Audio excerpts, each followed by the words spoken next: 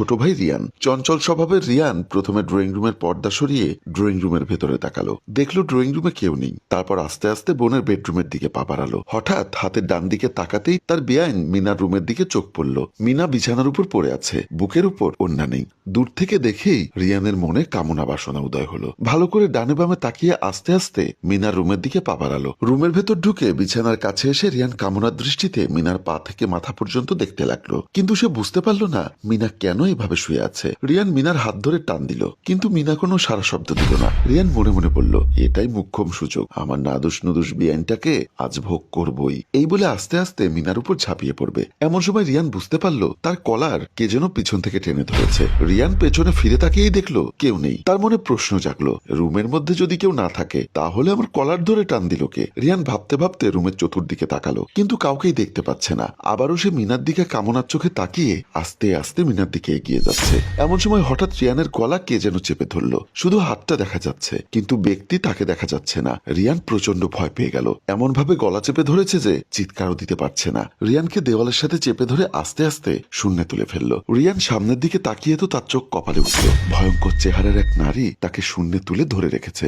ভয়ে আতঙ্কে রিয়ানের কলিজা শুকিয়ে কাঠ। নিজেকে ছাড়িয়ে নেওয়ার চেষ্টা করছে, কিন্তু পারছে না। আস্তে আস্তে যেন তার দম বন্ধ হয়ে আসছে। এমন সময় মহিলাটি ভয়ঙ্কর রূপে তার দিকে তাকিয়ে বলল, তোকে প্রথমবার সাবধান করেছিলাম, কিন্তু তুই চরিত্রহীন। এই বাচ্চা মেয়েটার দিকে কেন কামনার দৃষ্টি দিলি? বলেই রিয়ানকে দরজার সামনে ফেলে দিল। রিয়ান কোমরে প্রচন্ড ব্যথা পেল।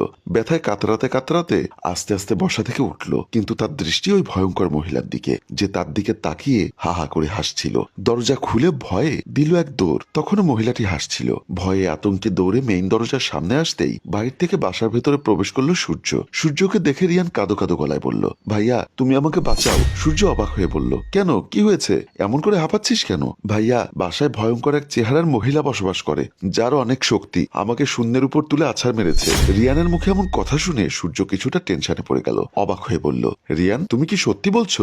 ভাইয়া, তুমি আমার অবস্থা দেখে কি বুঝতে পারছো না? ওই মহিলা আমার গলা চেপে ধরেছে, আমার দম বন্ধ হয়ে এসেছিল। তোমার আপাও নাকি ওয়াশরুমে ভয়ঙ্কর চেহারার কাউকে দেখেছে। এমন সময় ইমা দৌড়ে এসে রিয়ানকে জড়িয়ে ধরে বলল, ভাইরে, আমি ভয়ে রুম থেকে বের হতে পারিনি। আমি মিনার চিৎকার শুনেছি, তোরও চিৎকার শুনেছি। তোরা নিশ্চয়ই ভয়ঙ্কর চেহারার মহিলাটাকে দেখেছিস? হ্যাঁ পা, তুমি সত্যি বলেছ।